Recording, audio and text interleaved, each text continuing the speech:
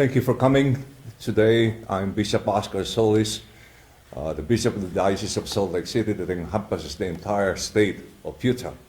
I'm so grateful for you coming at this particular sensitive time in the life of our Catholic Church as we lost the head of our Roman Catholic Church all over the world, Pope Francis. You know, this is a very sensitive time in our life.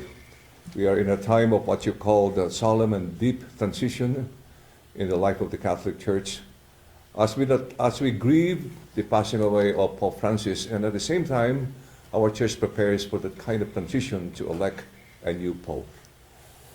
We have lost a humble shepherd, especially at the time when we celebrated yesterday the glorious time of the year we call Easter. We are saddened by the death of our Holy Father.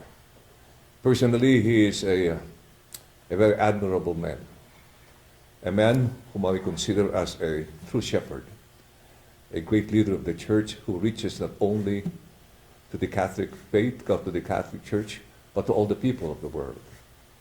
There are so many things that I remember very vividly about our Holy Father, certain quotes that really have been inscribed in my mind and in my heart. As a true leader, he has that heart of simplicity and humility.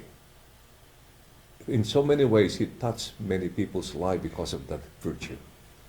He was able to reach out to all the sectors of the community as well as to all government leaders, whether church or civic leaders. You cannot help but admire this wonderful man. And something that I would remember vividly is when he told priests and pastors, you have to have the smell of the sheep. At first I took it literally. That sounds not good. Until he meant that your life as church leaders should be with the people. So much so that you smell like them. You are the shepherd, and the people you serve are the flock. And the more time you spend with them, you smell like them. This holy man has tremendous words of wisdom, a man of virtue. And he advocated to the dignity of every person from the moment of birth to natural death. He has a special love for the creation that God has given us. So he encouraged us to love the environment, preserve and protect the world. It's a great love for every people. You know what's very admirable and touching for this man? It's like last Sunday, after being so sick for how many weeks and almost died because of double pneumonia. His last act as a shepherd, as a pope, is being with the people he loves and serves with so much joy. He was with the people yesterday before he died, sharing the love of God and the joy that God brings into our heart. I hope that we can remember this wonderful man in a special way. A man who believes that the love of God is for everyone, that there is dignity in every person, whether you're rich or poor. God's mercy is abounding. God never gets tired of forgiving us. It is us who gets tired asking God for mercy. I hope that you join the Catholic Church in praying for our Holy Father, Pope Francis. He is not only our Pope, he is the head of the people in the world who shares the love of God for everyone. Thank you for joining us during this time of grief. And I hope that our community can get together.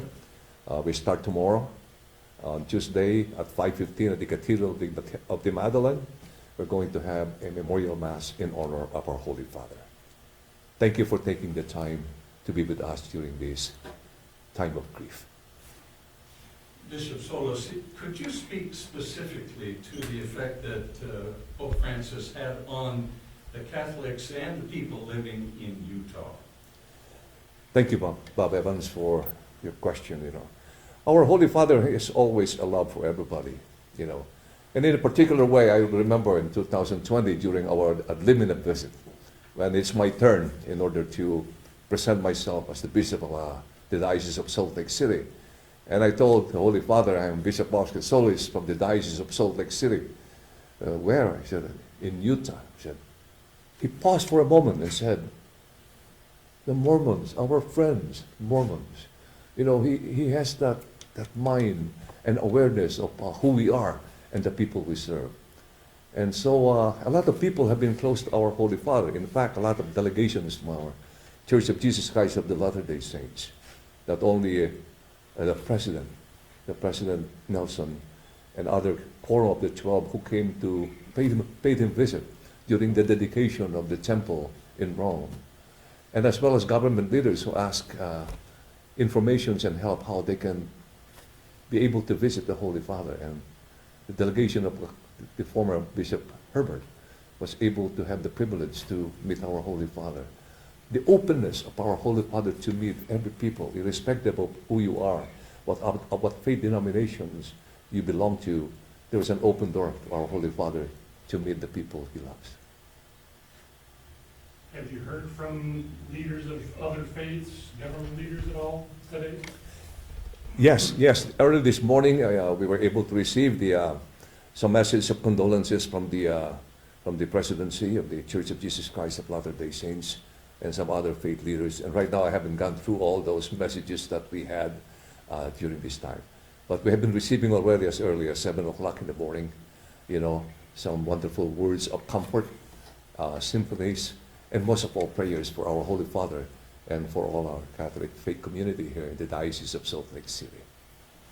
Other than the Masses taking place tomorrow, are there any other specific events or activities taking place in honor of Pope Francis this week? Yes, thank you for your question. Well, you know, when the Pope dies, we have what you call the 9 days of prayer and vigil. So during those 9 days, there are a lot of schedule of prayers, masses, vigils, you know, in various churches throughout the world, in all Catholic parishes, and even in Catholic schools. So this will be a prayer of a vigil, a time of vigil, a prayer vigil for our Holy Father. Yeah. Do you plan to go to Rome for the funeral? I don't think I will be able to leave for the funeral of our Holy Father. Nevertheless, some of our representatives of the Bishops' Conference of the United States will definitely be there to attend the funeral of our Holy Father. Could you describe to us the conclave that will follow and the selection of a new pope? In the tradition of our Catholic Church, after the death of our Holy Father, within 2 weeks, the College of Cardinals, whose prime responsibility is to elect the Holy Father or the Pope, will convene in a place what you call a Sistine Chapel. So they will gather there. Those cardinals who are below 80 years old, and that means those cardinals who have the voting rights, they will convene and elect our Holy Father. And hopefully within 9 to 20 days, or at least 2 weeks, the Holy Father will be elected. Yeah. And what are some of the qualities that a man would have to be elevated to the office of Pope? Basically, any cardinal among those cardinal elect will be able to be will be potential candidates for election to be the next Pope or Holy Father. And we have the same. I would say they have a common denominator, a DNA for all cardinals and bishops. Our life is given for the total service and dedication to God and to the people of God. So any of those cardinals have the qualities and the virtues, you know, to be the next Pope. You know, we don't know. I don't know what happens there. It is in total confidentiality, and all the cardinals do it in a confidential and prayerful way.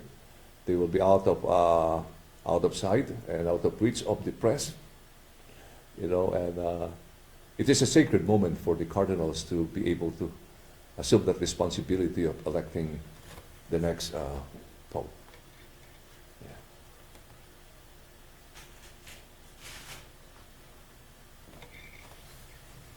Well, thank you so much for being here. I appreciate it. Thank you, Amen. Bishop. Please join us in prayer as well.